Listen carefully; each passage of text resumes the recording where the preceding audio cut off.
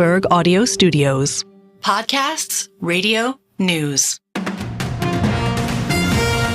This is the Bloomberg Daybreak Asia podcast. I'm Brian Curtis along with Doug Krisner. Join us each day for the stories making news and moving markets in the Asia Pacific. You can subscribe to the show anywhere you get your podcasts and always on Bloomberg Radio, the Bloomberg Terminal, and the Bloomberg Business app. Jonathan Garner with us, Chief Asia and EM Strategist at Morgan Stanley, joining us from the Lion City of Singapore. Jonathan, thanks for taking the time to chat with us. I was noting earlier that the MSCI China Index, since that January low, is up about 27%. A lot of this may be due to some rotation into cheaper valuations. Would you chase this move, or do you think it's pretty much run its course? Well, in a word, we wouldn't chase the move. We wrote a note on that last week, myself, Laura Wang, and the team. I think it's important to remember just how volatile China equities are now relative to the rest of global equities. They're about 2.5 times as volatile, and we've seen some of these short bursts of performance within an overall secular bear market on a number of occasions in the past. I think the reason that the bear market ultimately resumes is the very weak fundamentals that exist in China. And over the weekend, we had some really quite bad numbers on the inflation side and the money supply and lending side, which really for us confirm our thesis that it's still trapped in debt deflation.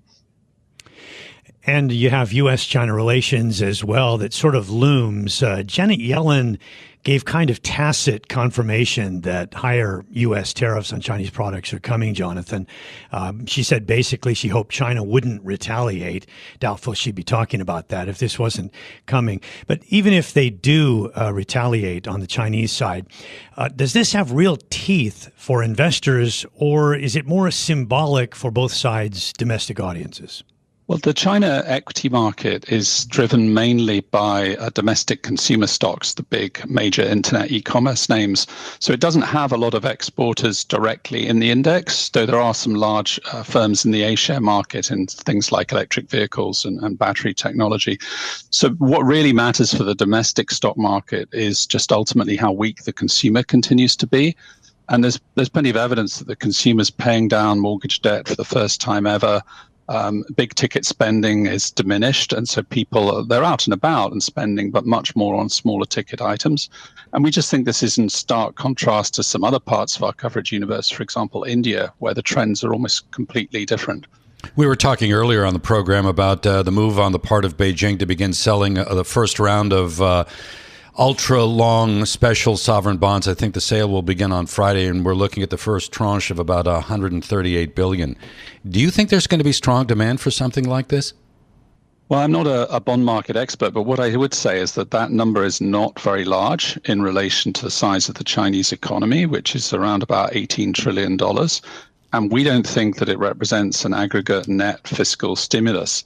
But rather what's happening is the central government is, in a sense, backstopping some of the provincial and local government debt to stop a sort of cascading default cycle spreading out of the property developers.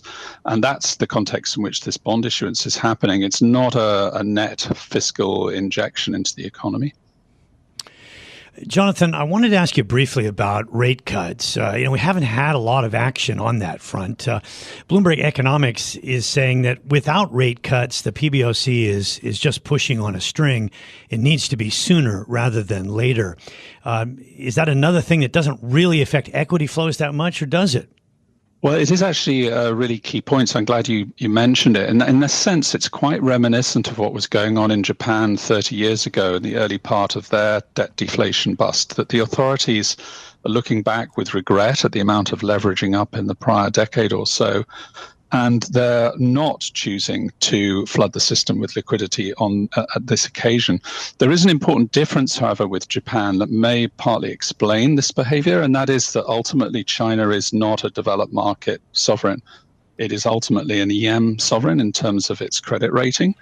And were it to slash interest rates, let's say to zero, or try to launch a QE program, it would unlock probably currency weakness, currency declines. And that's why those kinds of policies haven't been open to typical EM in, for example, the past, whereas for developed markets, including for Japan, Japan was ultimately able to reflate because it found a path to substantially negative real interest rates finally over the last decade.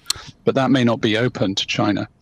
So there's no way then that you see China repeating that kind of the lost 3 decades that Japan was mired in, where you get in just so deeply entrenched in a deflationary cycle and just stagnant activity. Well, I think there is a reasonably high chance that China can remain in difficulties for the foreseeable future. We are in year sort of 4 of this, if you date the beginning of it to early 2021, when leverage peaked in the overall economy and property prices peaked, and there was also a mini stock market bubble.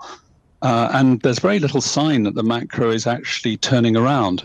Again, I just want to emphasize these numbers at the weekend: PPI minus 2.5, CPI essentially 0, aggregate financing negative month on month. That's very unusual.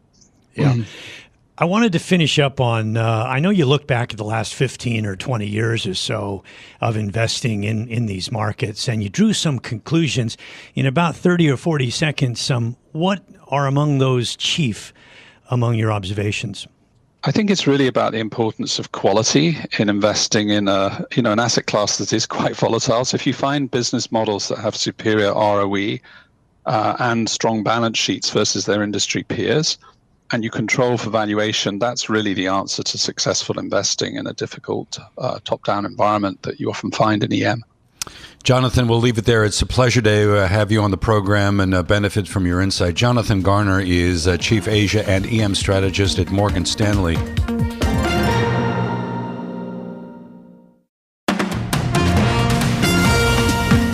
Well, Apple is getting set to sell its Vision Pro in markets outside the United States, trying to see whether the roughly $3,500 mixed reality headset has broad appeal. Joining us in our studios is Mark Gurman, Bloomberg Chief Correspondent on Global Technology.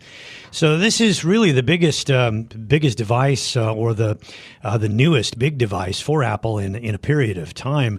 From your own channel checks, Mark, what are you seeing? I mean, are people going to be willing to pay $3,500 for this? Yeah, thank you for having me. It's awesome to be here with you in Hong Kong.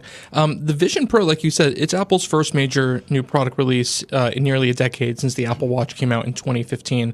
And at $3,500 with limited applications, technology that has very early appeal, it's a very much an early adopter device. It did really well out of the gate. I'm talking about the first 2 weeks or so when people who wanted to get the device lined up for it, the first pre-orders arrived, the first people walking into Apple stores to try it out and buy it. But since then, it has really tapered out, right? You normally see this when a new iPhone comes out, you get a ton of sales and it tapers a little bit, but there is still quite a bit of demand over the life cycle of the product. But I would say Vision Pro sales have completely fallen flat. Some stores told me that they've had as many returns over the last 3 months as they've had purchases over the first 2 weeks. There are other stores who tell me they're only selling 1 to 2 or 3 units per week. Some stores tell me they don't even sell one Vision Pro within one particular week. It's unclear for 99.99999% of people why you need one of these things. Yeah, the core Apple devotees, right? I mean, the early adopters when you look at the distribution of innovation. Is this device manufactured by Foxconn? Are they the main manufacturing powerhouse behind the Vision Pro? No, the Vision Pro is actually not produced by Foxconn. It's produced by it's produced by Luxshare Precision, based in Taiwan, I believe. And Luxshare Precision, they have been working with Apple for some number of years on this device. The plan for Apple is to move some production over time to Foxconn to sort of differentiate with a cheaper model at some point, and Foxconn likely would get in on that. Maybe there'll be more suppliers like Quanta in the future as well, but it's still very early days for this product, and obviously, as we're talking about, the next big thing for the Vision Pro is expansion. Mark, you mentioned in your story that it takes as much as 4 days to be trained up on this thing. So it's obviously a niche product. Is this meant to be like a loss leader, or do they actually expect to sell a lot of these? What's the essential purpose of this? It's funny. When they initially were planning to release the Vision Pro, they were looking at a price point around $3,000. And that basically put it as no margin. And the idea was to get people in the ecosystem, eventually bring the bill of materials down over time, get the cost down over time to build, and then make a profit. But they priced it at $3,500, and then you have a $200 upcharge per additional storage capacity. And the margins on flash for Apple for storage is probably north of 70%. And so they're making a margin on this. So they are making some money. But it's going to take, at the current rate of the amount of people purchasing this product, it's going to take them a decade to make a return on their investment. So they're certainly going to have to get the price down, get more people buying it to get back on their investment here. The last time that Brian and I were speaking with you, Mark, you were giving us information. You're reporting on OpenAI striking a deal with Apple for the iPhone. Looks like you were spot on there. What do we know? Yeah, so about 2 months ago, I reported that Apple had held discussions with OpenAI about integration into the iPhone. And then about 3 weeks ago, it appeared that Google was in the lead for a deal with Apple on AI with Gemini integration into the new iPhone this year. But then I reported that talks are back on with OpenAI. And then just last week, they reached a deal. And so OpenAI will be part of the iOS 18 launch later this year and will be supporting features like a chatbot, whether that's integration into Siri, into Spotlight search in the phone, is to be seen. But OpenAI is going to be a part of the new version of iOS alongside large language models and Gen AI tech from Apple itself. I suppose it doesn't rule out a deal with Gemini of Google down the road.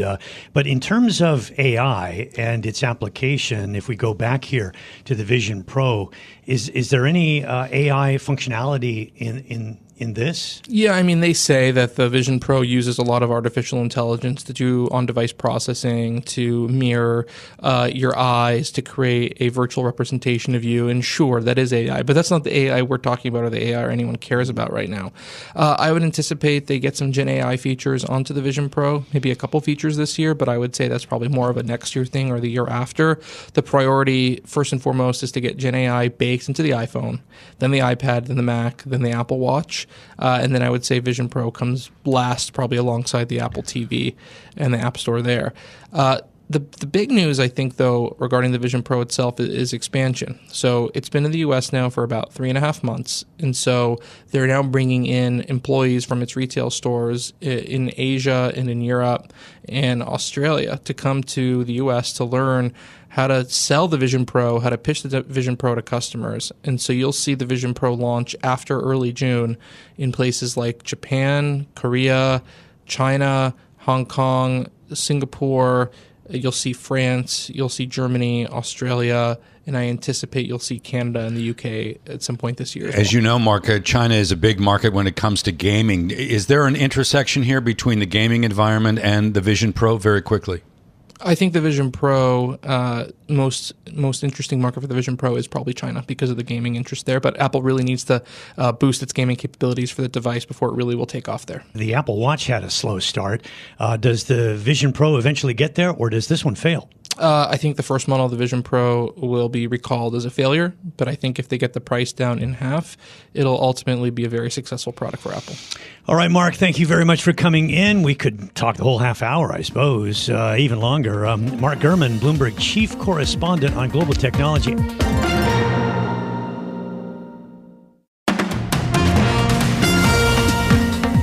Joining us now for a closer look at markets is Victoria Bills, Chief Investment Strategist at Banrion Capital Management. Victoria, thank you for joining us. We're seeing a lack of direction in U.S. equities for sure, elsewhere as well. What's rallied the most of late has been Chinese and Hong Kong equities, U.S. utilities, and staples. So hard to find a thread through that other than, those are the most bombed out sectors late last year. And people have been selling mega cap tech and have been buying there. When are we going to get some direction?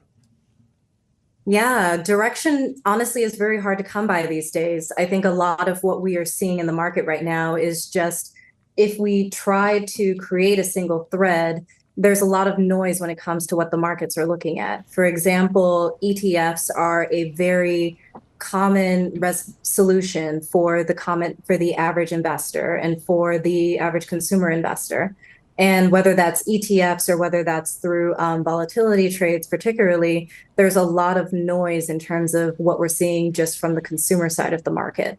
Now, if we're looking at fundamentals or if we're looking at different types of industries in particular, I think a lot of the common threads that we should be looking towards are within the technology sector, specifically within AI, Web3, machine learning. And so those are a lot of the things that I'm looking forward to, or the things that I'm looking to when it comes to market direction at this time. So talk to us a little bit about the way that you play artificial intelligence. Is it through a company like a chip maker, let's say, NVIDIA, obviously, maybe to a lesser extent, some of the memory chip manufacturers like a Samsung, or do you go to a company like Alphabet or Microsoft, or are there upstarts, maybe publicly traded companies, small market cap, focused on AI that could be acquisition targets? I'm trying to understand the way that you evaluate and put money to work in this space.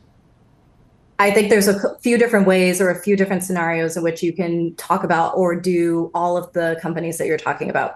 So whether that's a data play when it comes to Meta or Alphabet, data is a crucial component when it comes to AI and machine learning, and especially when we think about like the transference of that data and information from larger computer systems to individuals' hands, or even through like individual means. If you want to do a computer or a microchip or a GPU play, I would say that that's definitely an NVIDIA or even a Samsung company.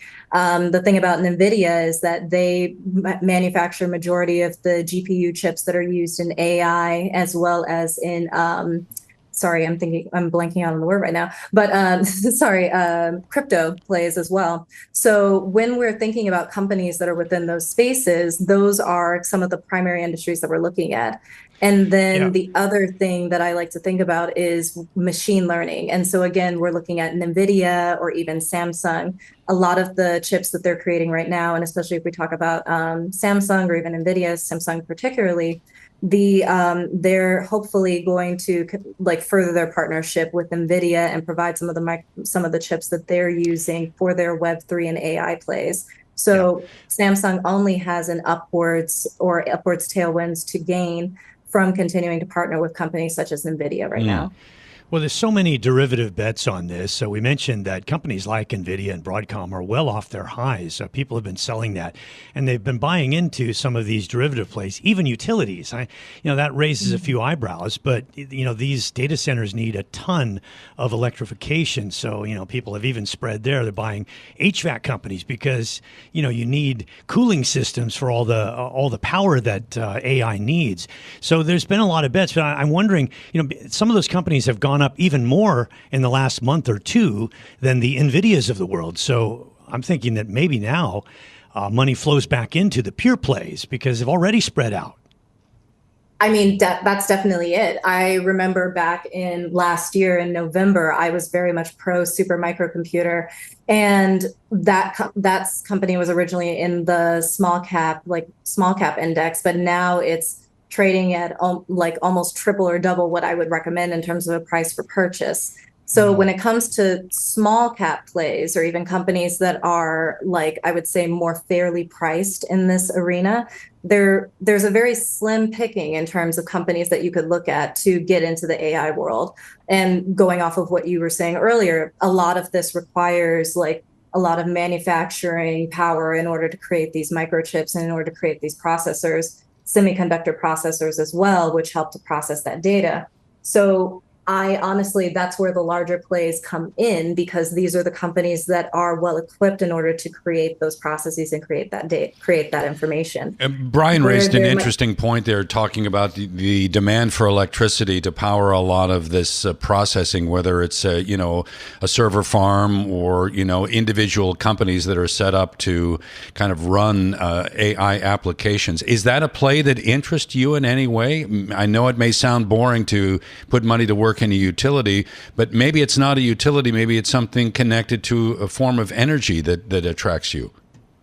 Oh, absolutely. The thing is, like, energy is the number one resource when we think about the play that's going to be in the AI and machine learning space. Like, these are very high energy intensive processes in order to not only just create these microchips, but also to run them and operate them. So whether you're thinking about crypto mining, That is a very energy intensive sector. But the chips, for example, that NVIDIA creates for GPU processing, those have additional cooling factors that allow for them to not process as much energy. But with the crypto halving that happened last month, essentially what happens is that the supply of crypto, for example, has now gone down. So that means that, but still continuing up with the demand that we have.